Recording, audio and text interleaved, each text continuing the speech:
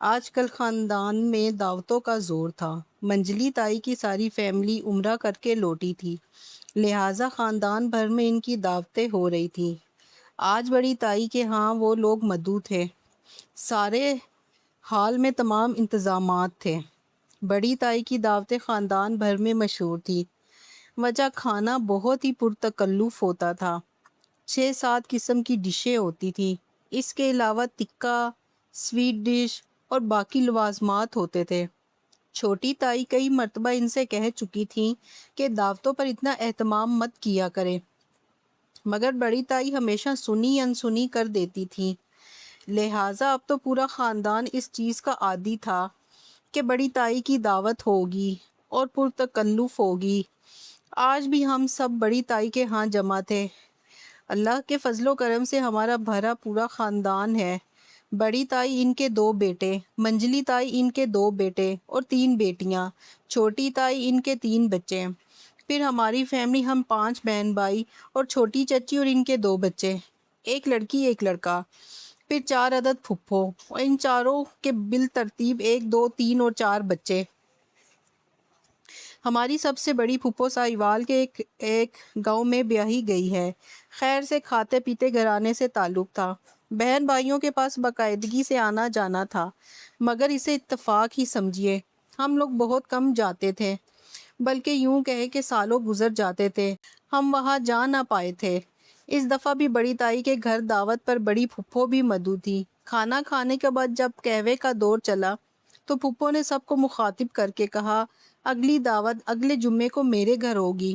آج تمام لوگ جو یہاں جمع ہیں سب میرے گھر مدعو ہوں گے۔ منجلی تائی فوراً بولی، آپا اللہ کے واسطے دعوت رہنے دیں۔ دعوتوں کے پرتکلف کھانے کھا کھا کر جی اوب گیا، اب تو میں 1 ہفتے تک سادہ غذا کھاؤں گی۔ پھپھو ہنس پڑی اور بولی، عذرا فکر نہ کرو، میں تمہیں سادہ کھانا ہی کھلاؤں گی، اسی بہانے تم لوگ میرے گھر کا چکر بھی لگا لوگے۔ سالوں گزر گئے، تم لوگوں نے میرے گھر میں جھانکا تک نہیں۔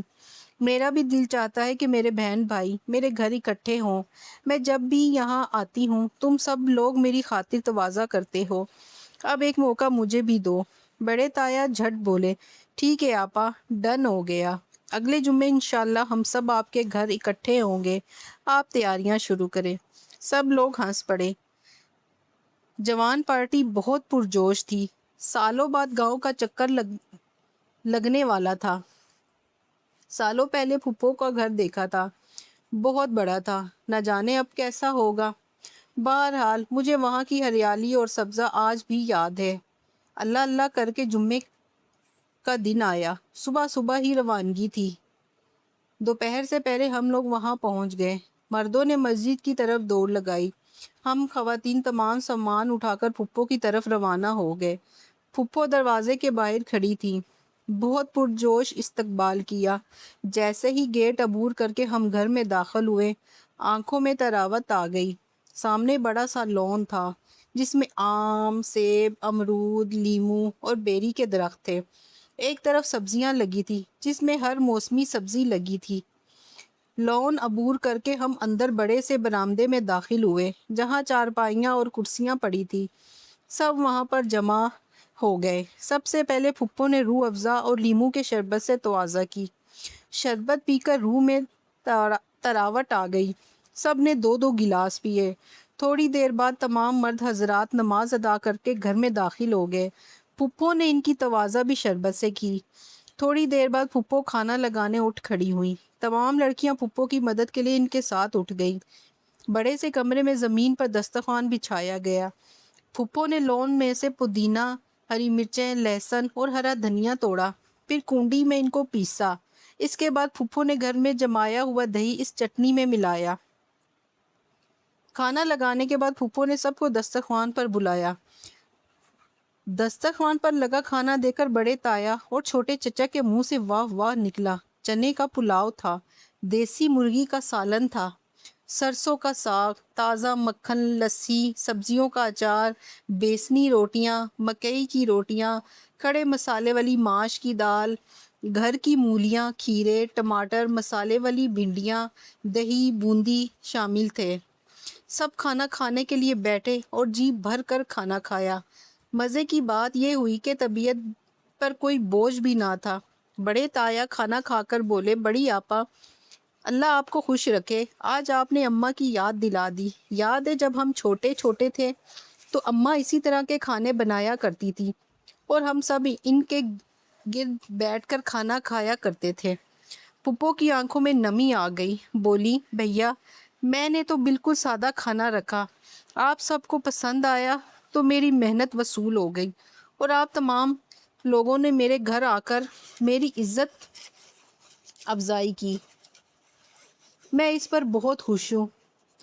اللہ میرے بہن بھائیوں کو اور ان کی اولادوں کو ہمیشہ شاد و آباد رکھے۔ میرا میکا تو تم لوگوں کے دم سے ہے۔ کھانا کھانے کے بعد ہم تمام لڑکیوں نے دسترخوان سمیٹا اور مل جل کر برتن دھوئے۔ سپہر کو پھپھو نے خالص دودھ کی گڑ والی چائے بنائی، اس کے ساتھ آلو کے پکوڑے۔ سب نے چائے مزے سے لے کر پی۔ خالص دودھ کا ذائقہ کیسا ہوتا ہے آج پتہ چلا۔ شام کو پھپھو نے سب کو اصرار کر کے روک لیا اور بولی آج زمانے بعد میرے گھر آئے ہو، ایک دن تو رک جاؤ۔ بڑے تایا نے حامی بھر لی۔ بڑے کمرے میں بستر لگائے گئے، مرد حضرات کو مردانے میں سلایا گیا۔ ہم عورتیں بڑے کمرے میں گدے بچھا کر سوئیں، پھپھو بھی ہمارے پاس لیٹ گئیں۔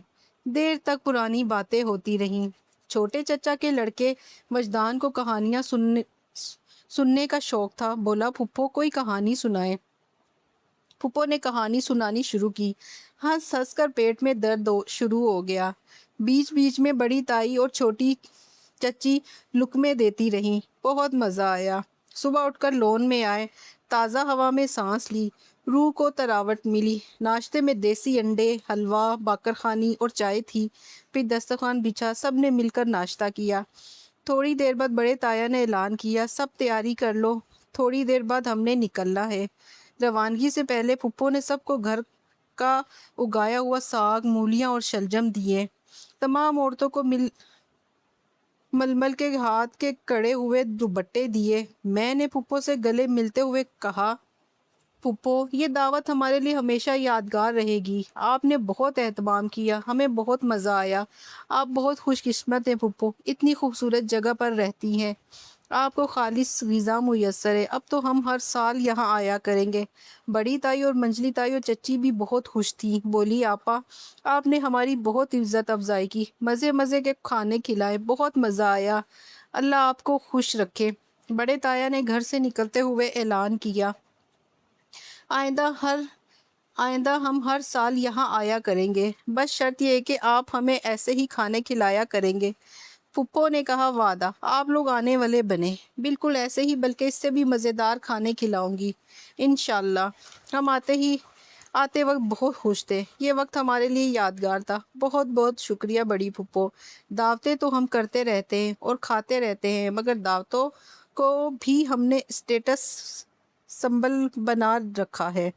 یہ دعوت اس لیے یادگار رہی کہ سادہ خالص خوراک تھی، جس میں گھر والوں کی محبت چاشنی گندی ہوئی تھی، جن ذائقوں کو ہم بھول چکے تھے آج زبان پر تھے۔ سب سے بڑی بات ہم اپنی ثقافت اور روایات کو بھلا کر ایک عجیب سی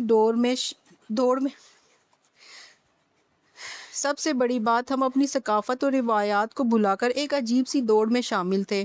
آج لگا کہ ہماری بھی کوئی تہذیب اور ثقافت ہے۔ ماں کے ہاتھوں کی لذت محسوس ہوئی اور خاندان جس طرح جڑ کر بیٹھا، ہنسی مذاق، وہ لمحات تو اب خواب ہو گئے تھے۔ آج آپ نے سب یاد دلا دیا، شکریہ پھپھو۔